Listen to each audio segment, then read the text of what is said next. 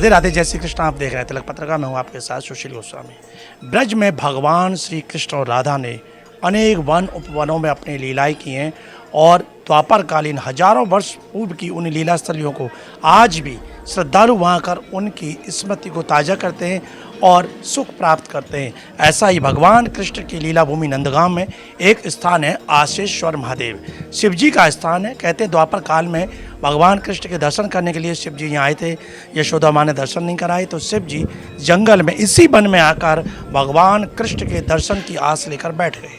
भगवान ने लीला की, शिव जी को दर्शन हुए, तभी से भक्त लोग यहाँ आते हैं और मान्यता है कि शिव जी के दर्शन करने के बाद जो इस कुंड में आचमन करते हैं उनकी भी मन की जो आस है, जो उनकी मनोकामना है वो पूर्ण होती है। इसलिए प्रति वर्ष लाखों श्रद्धालु यहाँ आते हैं। आइए कुछ श्रद्धालु हैं जो यहाँ का दर्शन कर रहे हैं, उनसे जानेंगे कैसा लगा उन्हें यहाँ आकर। आपका शुभ नाम? बरसाना बरसाना प्रेमा देवी देसी। कहाँ से आई हैं आप? मायापुर से। हाँ वो तो चैतन्य महाप्रभु की लीला भूमि है। हाँ, यहाँ भी बहुत अच्छा लगा, पहली बार आई हूँ, बहुत अच्छा लगा आके वृंदावन में। अच्छा बरसाना, कैसे पता चला आपको कि ये यहाँ ब्रज में नंदगांव में जंगल में स्थान है? कैसे आप पहुँची और कैसा लगा यहाँ? मैं तो नंदगांव में आई थी तो ऑटो वाला ने बोला ये मंदिर है बहुत अच्छा, तो यहाँ पे आ गई तो इतना अच्छा कुंड है, इतना अच्छा महादेव है, आके देखा, बहुत अच्छा लगा, मन में बहुत शांति हुआ। यहाँ की महिमा के बारे में पता चला? हाँ, आपके मुंह से सुना, बहुत अच्छा लगा। पहले भी सुना था, इतना अच्छा सा नहीं सुना था, खुद आके देख लिया, बहुत अच्छा लगा, मन शांति हो गया। भगवान के सामने अपनी कोई मनोकामना रखी है? हाँ, मेरा मनोकामना है बार बार आती रहूँ यहाँ पे बैठ जाओ तो और भी अच्छा है, यही है मनोकामना। आपका क्या नाम? मानसी दत्तो। आप कहाँ से? हम भी वहाँ से ही है, मायापुर से। ये गोपाल जी को लेकर मायापुर से? हाँ, गोपाल जी को मायापुर से लेकर आए। कैसा लगा यहाँ? बहुत अच्छा लगा यहाँ पर आने के लिए। सबसे अच्छा क्या लगा यहाँ? सबसे अच्छा तो बरसाना में राधा रानी का जो धाम है, राधा रानी जहाँ पे जन्म स्थान, वो नंदगांव, ये सब अच्छा लगा। आशीश्वर महादेव से? हाँ, बहुत अच्छा लगा। क्या कहते हैं भक्तों ने, कितनी अच्छी बात कही कि जहाँ कोई मनोकामना करते हैं पूरी होती है, तो भक्तों ने यही मांगा भगवान से कि बार बार यहाँ आने को मिले। और बात भी सही है, धाम में जब जाते हैं तो भगवान के दर्शन होते हैं तो उनकी सहज कृपा मिलती है और इसीलिए शायद लोग आते। और भी कुछ श्रद्धालु हैं, उनसे जानेंगे कैसा लगा यहाँ का। आपका शुभ नाम? मेरा नाम शशिकांत चौरसिया। चौरसिया जी कहाँ के रहने वाले? मैं छिंदवाड़ा जिला मध्य प्रदेश से हूँ सर जी। आशीश्वर के बारे में क्या जानते हैं? सबसे पहले तो आप सबको राधे राधे और हर हर महादेव। हम तो पूरे ब्रज धाम दर्शन करने निकले थे विद फैमिली, तो अब यहाँ तक आए थे नंदगांव तक, तो पता लगा यहाँ पे लोगों से कि आना है करके पता था, तो महादेव के तो भक्त हैं ही, तो चले आए एक लोटा जल चढ़ाने। और क्या खास यहाँ लगा कि महादेव जी के मंदिर हर जगह पर हैं, सब जगह, लेकिन यहाँ कैसा ऐसा क्या खास था जो आप यहाँ तक कैसे चले आए? शिवलिंग, बहुत प्राचीन शिवलिंग जो देखने में आया, आप भी देखेंगे दर्शन करेंगे तो अद्भुत है, बढ़िया लगा देख के। मतलब हर जगह पे मतलब कुछ ना कुछ वेरियस चीज़ होती है, तो यहाँ पे वो अलग है, देख के बड़ा अच्छा लगा जी। और दोबारा आने का मन करेगा? बिल्कुल बिल्कुल, महादेव की कृपा बनी हुई है, वही राधा रानी चाहती है, वो चाहते हैं, हम लोग आते हैं, सब दर्शन करते जाते हैं, और जब तक शरीर में प्राण है तब तक के बिल्कुल बुलाते रहें और हम आते रहेंगे। अच्छा, भोलेनाथ की हर जगह अपनी अलग अलग महिमा है, यहाँ की महिमा के बारे में क्या जाना, क्या सुना? आप यहाँ की महिमा के विषय में मुझे जानकारी ज्ञात नहीं थी उतनी, आप ही के द्वारा भी मुझे सुना था, बढ़िया लगा सुन के। इतनी प्राचीन जितना इतिहास है और इतनी भी चीज़ें हैं हुई हैं, वो पता रहना चाहिए हर किसी को, जाना तो बहुत बढ़िया लगा और आने की कामना रखते हैं, यहाँ पर बार बार आते रहें। देखिए लोग कह रहे हैं कि बार बार जाएंगे, क्यों ऐसे ही एक एकांत में जंगल में है। और आप देखेंगे ये पीछे आशीश्वर वन के बीच में स्थित ये कुंड है और उत्तर प्रदेश सरकार के उत्तर प्रदेश ब्रज तीर्थ विकास परिषद द्वारा इसका जीर्णोद्धार किया गया। पहले काफ़ी जीर्ण अवस्था में था, लेकिन इसके चारों तरफ पक्के घाट बनवाए गए, छतरियाँ बनाई गई और इन सब को देखकर आप देख रहे हैं बड़ा रमणीय इसको बना दिया है।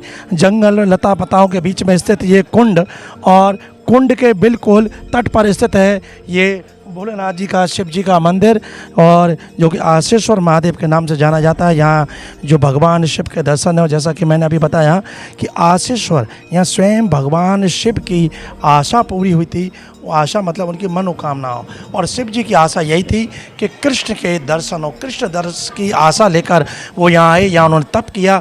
उसके बाद भगवान कृष्ण ने, जैसा आपने वो देखा होगा सीरियलों में भी, श्रीमद् भागवतम में मिलता है कि भगवान रोने लगे तो यशोदा माँ ने कहा कि पता नहीं क्या हो गया, नज़र लग गई क्या, और उन्होंने फिर गोपियों को भेजा कि देखिए एक साधु आया, कहीं उसने तो कुछ जादू टोना नहीं किया।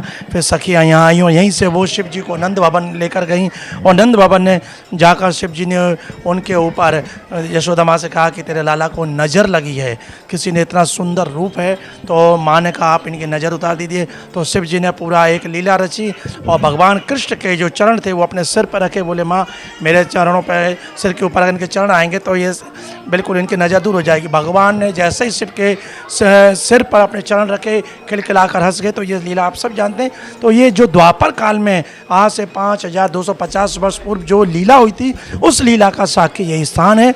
इसलिए यहाँ जो शिवलिंग है उनका नाम आशीश्वर महादेव, कुंड का नाम आशीश्वर कुंड, वन का नाम आशीश्वर वन। कहते हैं कि यहाँ पर आज भी जो भी भक्त आते हैं वो श्रद्धा के साथ भगवान के दर्शन करते हैं, उनका अभिषेक करते हैं, कुंड पर आचमन करते हैं, तो निश्चित भोलेनाथ उनकी भी जो आशा है, जो मनोकामना है, उसको पूर्ण करते हैं।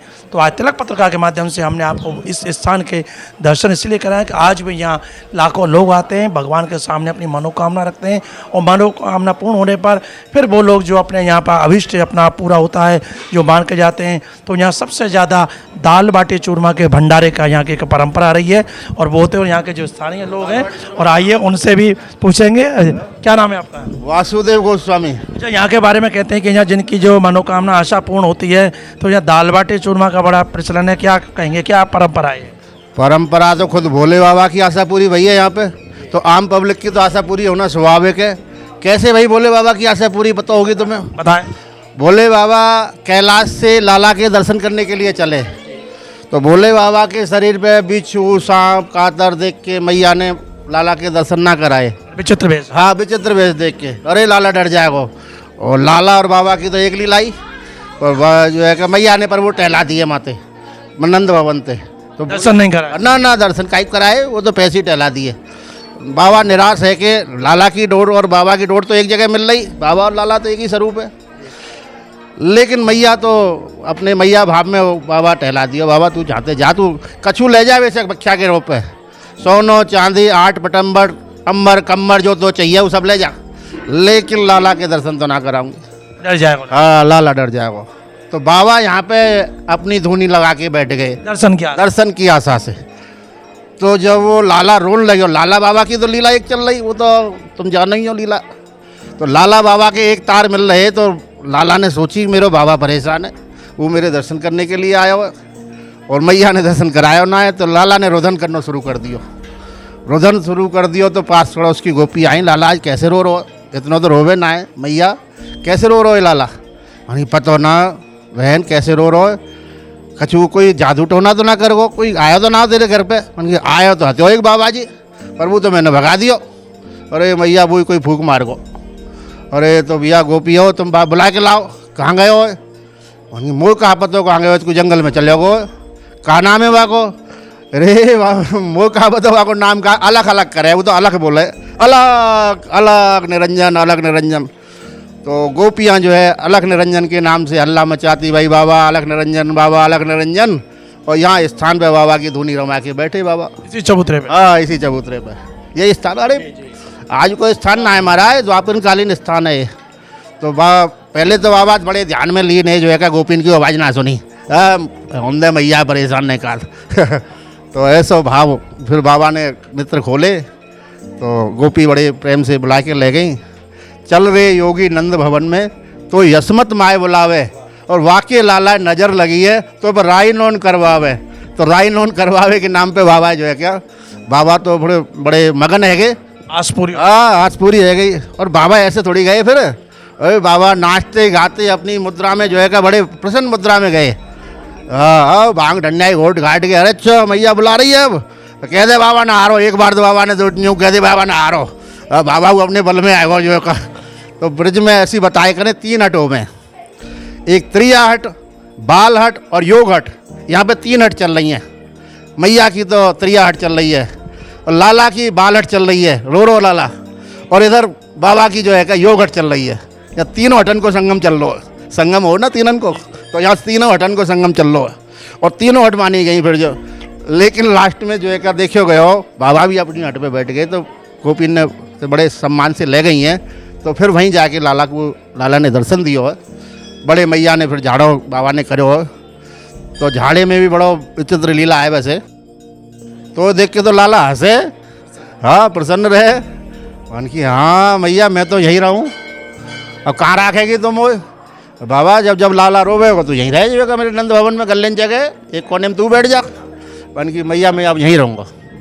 तो बाबा को स्थान दियो नंदीश्वर के नाम से, जो नंद भवन में स्थान है नंदीश्वर का नाम से पहाड़ी के स्वरूप में। तो वहाँ नंदीश्वर का स्वरूप में एक छोटा विराजमान है, मंदिर परिसर में ही शिवलिंग है, अपने द्वारे पे ही विराजमान है बाबा। बाबा ने अपनी शर्त भी रखी, फिर मैया मैं रहूँगा तो सही यहाँ पे, लेकिन मेरी शर्त है तेरे लाला जहाँ जल से स्नान करेगो वहाँ को वो चरणामृत चाहिए, वो भी मेरे ऊपर आना चाहिए। और अब से आज भी जो है का पुजारी जी उसी जल से, हाँ सबसे पहले उसी पुजारी जी हमारे नंद भवन के पुजारी जी है, तो उसी जल से बाबा का अभिषेक करते हैं। और तेरो लाला जो राजभोग में दोपहर को प्रसाद लेगो वो मुझे इनका प्रसाद चाहिए। तो मैं पुजारी जी का दर्शन करते हैं, हम भी अपने सेवा जाते हैं वहाँ के। तो आज भी जो है ठाकुर जी का जो राजभोग प्रसाद, दाल बाटी चूरमा की क्या, दाल बाटी चूरमा तो जब ये जगह जगह भंडारे होते हैं अलग अलग अक्सर होते रहते हैं। और ये तो हमारे अब तो खैर विशाल रूप ले लिया है। पहले हमारे पूर्वज भी हम देखते थे 10-15 आदमी का ग्वाल मंडला होता था, तो कहीं ना कहीं मनोकामना पूरी होती है तुरंत जाकर। तो मनोकामना पूरी होती थी और मनोकामना आज भी पूरी हो रही है, तभी ये विशाल रूप देख रहे हो। हाँ तभी हो रहे हैं जो है। और दाल बाटी तो बाबा की प्रसन्न, बाबा जिनको भोजन है ही दाल बाटी, और ब्रजवासी इनको और बाबा जिनको भोजन है। आप भी लेकर आए हो ये? हाँ हम भी लेके आए जो, हाँ दाल बाटी है, लो आपको दे दे प्रसाद। नहीं दिखाओ, दर्शन करा। दर्शन कराएंगे लोग। तो देखा आपने जो गोसाई जी ने बताया है कि यहाँ पूरी लीला बताई और दाल बाटी का जो विशेष महत्व है, और देखो उनके हाथ में भी अभी दाल बाटी प्रसाद ही बना कर आए और हाथ में इनके में देखिए जो अभी दाल और लाओ, देखिए दाल बाटी चूरमा हम अपने दर्शकों को दिखा रहे हैं। ये लड्डू है जिसको चूरमा बोलते हैं और ये बाटी है शुद्ध घी से बनता है। शुद्ध घी से, शुद्ध घी से प्रसाद। चीज विशेष है दाल बाटी और चूरमा। चूरमा हाँ, इनका भोग लगता है, भोग लगता है बाबा का। पाते हैं। देखो ब्रजवासी को और बाबा जी को भोजन यही है। पहले जो है का भूबर में अंगा गाड़ दे करे, अब वो छोटे छोटे रूप में बाटी का स्वरूप जो करे। हाँ तो बाबा जी को भोग है, बाबा को भोग है। क्या नाम है आपका? भगत जी के नाम से सब लोग जानते हैं। भगत जी ये दाल बाटी चूरमा कैसे बनाते हैं? दाल बाटी चूरमा का जो विधि है नहीं, हम लोग पहले जो गाय के ऊपरा होते हैं नहीं, उनको कंडा बोलते हैं जैसे ब्रजभाषा में, उनको इकट्ठा कर उसमें आंच लगा देते हैं और चूर को थोड़ा दूध में मारते हैं, कर्रा बहुत मोमन जैसा हार्ड कहते हैं, हार्डनेस बहुत मुश्किल से चूर बढ़ता है बड़ा कर्री से। फिर उसका अंगा बनाते हैं, अंगा बना के उसको भूवर में दे देते हैं अग्नि में और उसके ऊपर बाटी सेक लेते हैं बेसन की और अजवाइन की मिला करके। और जब वो सिक जाता है 2 घंटे के लगभग, 2 घंटे उसको भूवर में रहने देते हैं। उसके बाद उसको हम लोग कूटते हैं, कूट के फिर छानते हैं, छून के फिर उसमें खोआ मिलाते हैं और थोड़ा घी मिलाते हैं और वो मलीरा एकदम इतना शुद्ध होता है कि उसका जो पकाव होता है ना, जो 2 घंटे तक अग्नि में रहता है, वो इतना शुद्ध हो जाता है जैसे धूनी में आग में तप के सोना शुद्ध हो जाता है नहीं, ऐसे ही ये इतना शुद्ध हो जाता है, अनुशुद्ध हो जाता है कि बड़ा आनंद आता है उसमें। और सब ब्रजवासी उसको दाल भी बना है जी। हाँ दाल तो बनती है, दाल का तो देखो दाल बाटी बोलते हैं इसको, चूरमा का तो नाम है। चूरमा का नाम क्यों नहीं लेते? क्योंकि चूरमा का नाम आते ही मुँह में मतलब पानी आ जाता है और ये ब्रजवासियों को मिलता तो है पर कभी कभी नसीब होता है और बड़ी मुश्किल से मतलब कि इसको बहुत मेहनत से बनता है नहीं, तो इसीलिए इसमें ज़्यादा आनंद आता है। बाकी ये ग्वाल मंडला है, सब लोग ब्रजवासी इसको बनाते हैं आपस में मिल करके, ब्रजवासियों की प्रिय रसोई है, इसीलिए भगवान भी इसको पाते हैं दाल बाटी को। और आसेश्वर में तो इसका विशेष महत्व है, क्योंकि जो आता है नहीं आसेश्वर मन्नत मांगने, वो दाल बाटी चूरमा का ही प्रसाद बनवाता है। देखिए वो मुख्य बात भगत जी ने या वासुदेव गोस्वामी जी ने बताई कि यहाँ जिसकी जो मनोकामना पूर्ण होती है, मन्नत पूर्ण होती है, आस पूर्ण होती है, तो फिर भगवान को दाल बाटी चूरमा जो भगवान शिव का ब्रजवासियों को सबसे प्रिय भोजन है, उसको यहाँ बनाया जाता है जंगल में शुद्ध वातावरण में, पूरे शुद्धता के साथ भोग लगाते हैं यहाँ और उसके बाद सब लोग पाते हैं। तो आज आपने देखा है विशेष दर्शन हमने आपको कराए, तो आपके भी मन में, क्योंकि जब हम संसार में रहते हो तो कहीं ना कहीं हमारी लौकिक तमाम मनोकामना मनोकामनाएं होती हैं, जगह जगह लोग भटकते हैं, तो ऐसे एकांत और भगवान कृष्ण के परम भक्त वैष्णव शिव जी के उस स्थान पर आप आएँ, शिव जी के सामने अपनी जो भी मन का अभिष्ट है मनोकामना उसको रखें, निश्चित आपकी मनोकामना पूर्ण होगी। और फिर आप भी इसी तरह से दाल बाटी का प्रसाद भगवान को अर्पित करें और आनंद लें। तिलक पत्रिका के लिए अपने साथी कैमरा पर्सन रिंकू वर्मा के साथ नंदगांव से मैं सुशील गोस्वामी।